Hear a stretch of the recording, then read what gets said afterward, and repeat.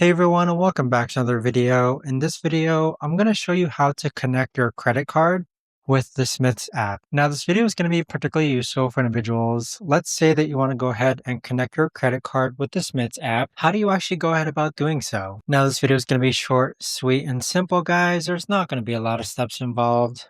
Now, in order to do this, what you're first going to do is log on to the Smiths app. Next, click on your profile icon on the top left-hand corner. Then go ahead and scroll down and then click on Wallet. Now on this page here, click on Add Card. Then click on Add Card when you have credit and debit cards selected. So here's where you're going to enter your card information. So enter your card information, then click on Add Card. But there you have it, guys. That right there is the best and easiest way that I know of to actually go ahead and connect your credit card with the Smiths app. If you guys know of a better or easier way to actually do this, let me know in the comments down below.